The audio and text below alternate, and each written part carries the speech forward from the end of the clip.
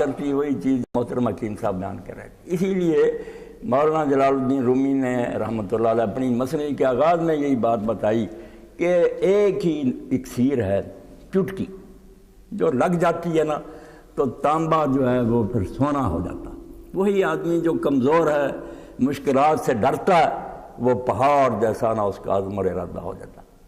شاد باش اے عشق خوش سودائے ماں، اے طبیب جملہ علت ہائے ماں، ساری بیماریوں کا علاج اور ایسا ساتھی کہتے ہیں اے عشق اے محبت ہے کہ تو ایک سودائی، مگر جب ذہن میں یہ بیٹھ جاتا کسی سے بھی محبت ہو جائے، یہ ایسی چیز اللہ نے رکھی اندر ہے جنون، کہ اس کی وجہ سے لوگ کہتے ہیں نا پھر فرہاد نے پہاڑ کاٹ دیا جوئے شیر لانے کے لیے۔ وہ بے شک صحیح ہے بات، یعنی مگر دیکھیں نا کیسی بات ہے کہ ایک عورت کو حاصل کرنے کے لیے کہ پہاڑ کاٹو اور دودھ کی نہر بہاؤ، لگ گیا اس میں، یعنی یہ جنون۔ اسی لیے علامہ اقبال کہتے ہیں نا ہیچ قوم میں زیر چرخ لاجور بے جنون ذو فنون کار نہ کر۔ کسی قوم نے بھی کبھی دنیا میں کوئی کام کیا تو جنون سے کیا، عقل سے نہیں۔ عقل تو مثل پرست، نفع نقصان کی میزان سامنے رکھتی ہے، اس میں یہ خسارہ ہے، یہ ہو جائے گا، نقصان پہنچ جائے گا، جیل چلے جاؤ گے۔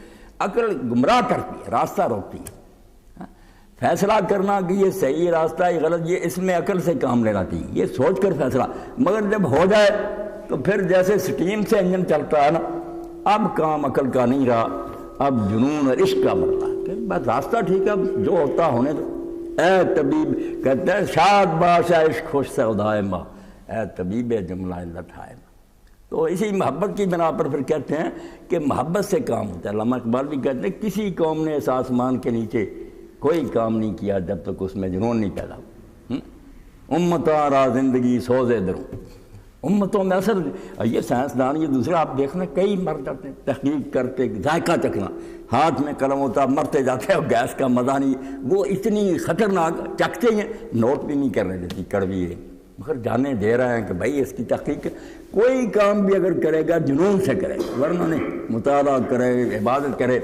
تو کہتے ہیں کہ امتوں میں اصل زندگی جو ہے نا حیات، وہ سوزے دروں سے اندر، بے خبری سوز را گوئے جنوں۔ احمق لوگ کہتے ہیں کہ یہ پاگل ہے، اور رسول اللہ علیہ السلام کے ساتھیوں کو بھی لوگ کہتے ہیں نا غرہ ہولائے دین، ان کے دین نے ان کو بیوقوف بنا دیا، نہ وطن کا خیال کرتے ہیں، نہ اولاد کا، نہ اپنے کاروبار کا، یہ پاگل ہو گئے۔ پاگل تو ہونا پڑتا، پاگل ہو گئے بغیر کام ہی نہیں چلتا۔ کہتے ہیں اسی عشق کی وجہ سے کئی کڑوی باتیں از محبت تلخا شیریں شود، کڑوی ہوتی ہیں چیزیں مگر محبت کی وجہ سے آدمی انہیں میٹھی سمجھا۔ لوگ سمجھتے ہیں کہ یہ کڑوی ہو، اس کے لیے شاید ہوتا از محبت مسا زریں شود، اور محبت کی وجہ سے تانبا سونا ہوگا۔